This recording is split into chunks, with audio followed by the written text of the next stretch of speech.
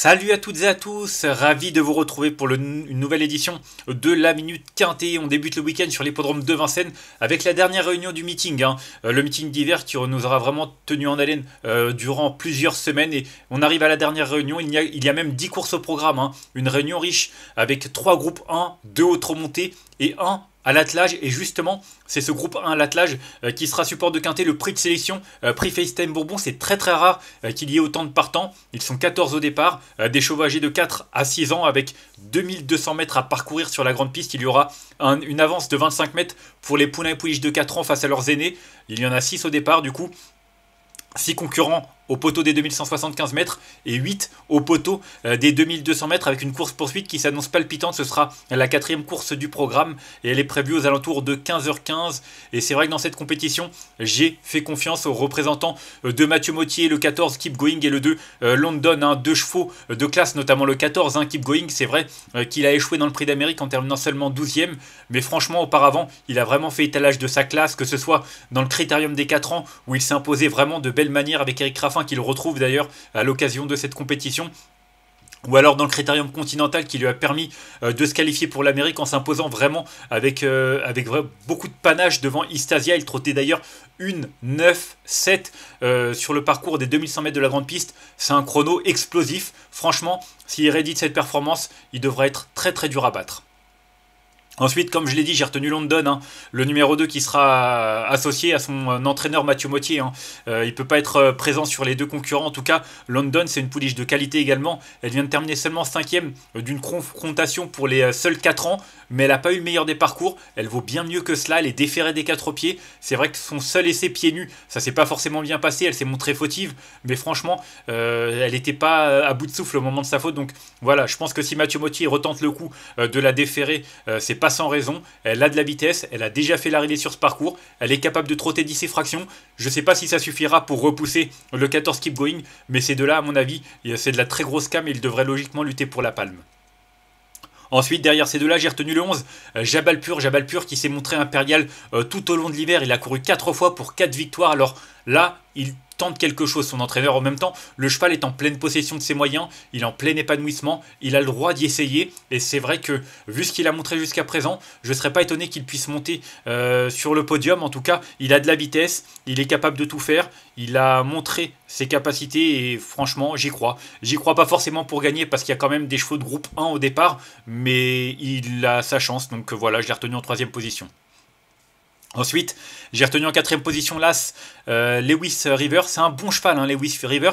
Il n'a pas beaucoup couru, c'est un cheval qui est quand même tout neuf puisque il n'a couru que 11 fois. Dernièrement, c'était ses premiers pas face à l'élite et il a vraiment bien tenu sa partie en terminant 4e devant London. Voilà, c'était 2100 mètres, il avait un numéro en 2e ligne. Il a trotté une 10-5. Je ne sais pas quelles sont ses limites, mais clairement, il ne les a pas encore atteintes. Et même si il y a une grosse opposition, il a le droit d'être là, vu sa dernière performance sur le parcours des 2100 mètres de la grande piste. Le voir même sur le podium, ce serait pas étonnant. Donc voilà, j'ai retenu en 4e position parce qu'il a vraiment une belle carte à jouer. Ensuite, j'ai retenu le 13, Xar en 5e position. Il n'a pas toujours été très chanceux durant ce meeting d'hiver. Lui aussi, c'est un cheval de classe, un super finisseur. On l'a vu dans le critérium continental. Sa fin de course était tonitruante. Il avait terminé 4e en 1-10. Lui aussi est capable d'aller très très vite. En plus, il va certainement y avoir du rythme dans cette course-poursuite. C'est vraiment un avantage pour cet attentiste. Et il faudra qu'il trouve les bons dos. Parce que c'est vraiment un cheval qui a besoin d'être ramené. Et si c'est le cas, Mathieu Abrivard sait s'en servir. Il est capable de finir vite et pourquoi pas même de lutter pour une place sur le podium. Ensuite, en 6e position, j'ai retenu le numéro 9, Calzefella, qui a également montré de la qualité et de la vitesse surtout. Déjà trotté une 10,5 sur 2100 mètres. C'est un excellent chrono. D'ailleurs, il s'était imposé. Il peut peut-être aller un petit peu plus vite. Ça, il va falloir parce que sur ce parcours et face à des 4 ans qui sont capables d'aller aussi vite, il faudra qu'il se surpasse. En tout cas, dernièrement, je ne le condamne pas, seulement 14e du prix Bold Eagle. C'était un peu trop dur pour lui, en tout cas, il a quand même trotté une 12-2 sur 2700 mètres, c'était pas un mauvais chrono, loin s'en faut, et je pense que sur ce parcours, il sera plus avantagé, il est allégé dans sa ferrure, son entraîneur est confiant, donc voilà, pourquoi pas, en tout cas, je pense que ce parcours va lui aller comme un gant, et il est capable, pourquoi pas, de tenir la dragée haute à certains de ses rivaux. Ensuite, j'ai retenu en 7ème position le numéro 3, Light My Fire, hein, le propre frère de Bold Eagle. Certes, ce n'est pas Bold Eagle, mais il a quand même montré de la qualité.